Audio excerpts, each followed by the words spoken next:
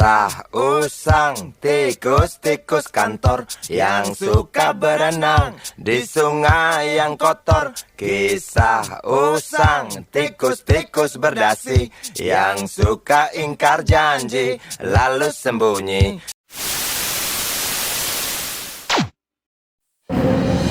Assalamualaikum warahmatullahi wabarakatuh. Perkenalkan, nama saya Nadia. Dalam video ini saya akan membahas terkait tentang korupsi. Yang dimana korupsi ini menjadi salah satu masalah terbesar di Indonesia. Oleh karena itu, kita perlu belajar dari teman-teman ada yang mempunyai integritas tinggi dan melakukan korupsi. Nah, dalam video ini saya akan memilih dua nama pelajaran, yaitu Muhammad Hatta dan Najwa. Yang pertama adalah Muhammad Hatta, yang dimana Muhammad Hatta ini adalah salah satu proklamator Indonesia dan juga wakil presiden pertama. Apa yang dilakukan terkait anti korupsi?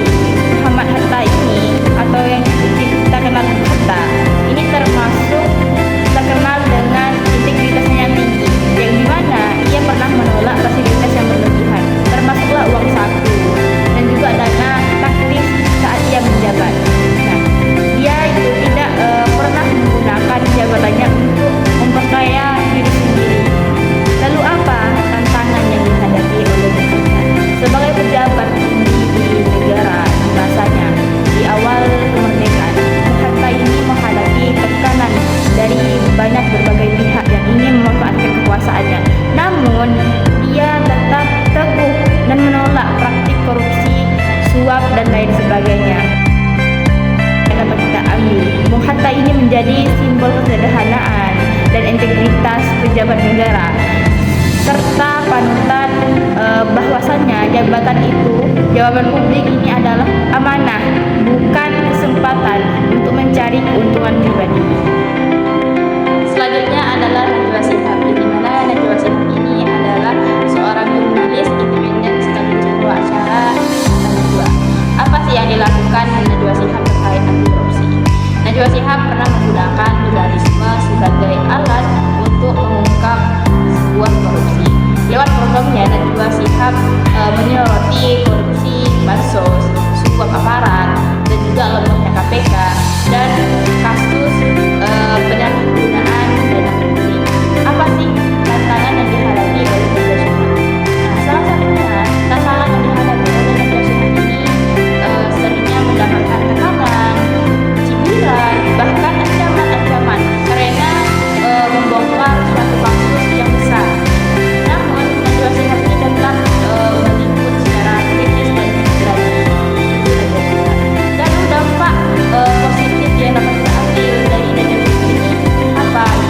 Najwa Shihab ini memberikan kesadaran kepada publik terkait menekankan lembaga negara untuk transparan dan mendorong masyarakat untuk berani bersuara terhadap korupsi, suap, dan lain sebagainya. Lalu dari Najwa Shihab kita bisa belajar bahwasanya dari media dan juga masyarakat sipil itu berperan penting dalam mengawasi kekuasaan, dan juga transparansi adalah kunci untuk mencegah penyalahgunaan wewenang dan lain sebagainya. Tentunya keberanian untuk menyuarakan kebenaran bisa menjadi kekuatan perubahan. Korupsi adalah musuh kita bersama, yang dimana korupsi ini bisa merusak segalanya, merusak masa depan bangsa. Dari Bung Hatta kita belajar tentang kejujuran, tentang pengabdian, dan dari Najwa Shihab kita belajar tentang keberanian dan juga pentingnya kontrol publik. Mari kita mulai dari diri sendiri, biasakan dari hal-hal kecil, biasakan jujur, hindari kecurangan sekecil apapun itu, dan berani untuk menolak tindakan yang tidak benar. Indonesia yang bersih ini mulai dari kita sendiri untuk kita mewujudkan Indonesia yang bersih. Mungkin hanya ini yang bisa saya sampaikan, kurang lebihnya mohon maaf. Saya akhiri, wallahul muwaffiq ila aqwamit thoriq. Wassalamualaikum warahmatullahi wabarakatuh.